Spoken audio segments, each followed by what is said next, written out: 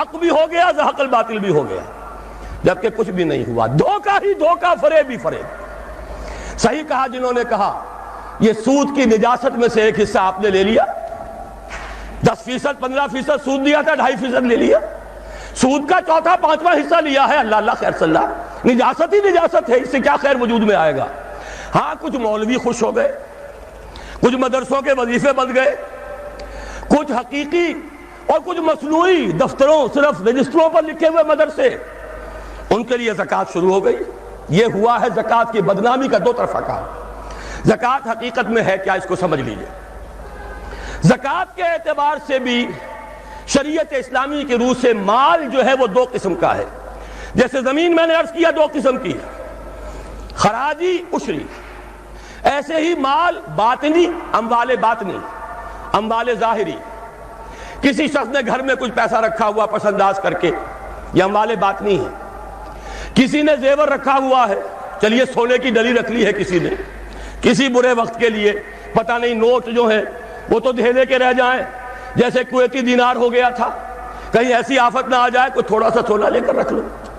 یہ جو گھر میں چھپا ہوا مال ہے یہ اموال باطنی ہے، ان کی زکوٰۃ اسلامی ریاست نظام خلافت زبردستی نہیں لیتی، ورنہ تو گھر گھر جا کے جامع تلاشی کرنی پڑے گی، ٹرنک کھولنے ہوں گے، تکیے ادھیڑ کر دیکھنے ہوں گے کہیں کچھ رکھا ہوا تو نہیں ہے۔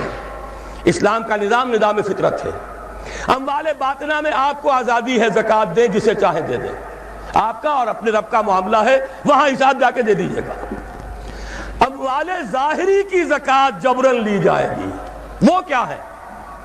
یہ مال ہے جو دکانوں میں ہے، اموال تجارت، یہ فیکٹریاں ہیں جن میں فنش پروڈکٹ بھی ہے، خام مال بھی ہے، یہ بھیڑ بکریوں کے گلے ہیں، ہزار ہزار بھیڑیں اور ہزار ہزار بکریاں، اونٹوں کی قطاریں، یہ ہے جو ظاہر مال ہے، سامنے ہے، کہاں چھپا کر لے جائیں گے؟ گودام بھی ہے تو وہ گھر تو نہیں ہے، گودام کی تلاشی ہو سکتی ہے، دکان کا حساب لگایا جا سکتا ہے۔ فیکٹری کے اندر اس کی زمین، اس کی مشین، اس کے ٹولز ایگزمپٹ، اس پر زکوٰۃ نہیں ہے۔ لیکن جو بھی مال ہے اس میں، وہ دو شکلوں میں ہوگا، یا خام مال ہے، کپڑا بنانے کا کارخانہ ہے تو دھاگا پڑا ہے اتنے کروڑ کا، تیار کپڑا ہے اتنے کروڑ کا، اس کا 2.5% دے دیجئے۔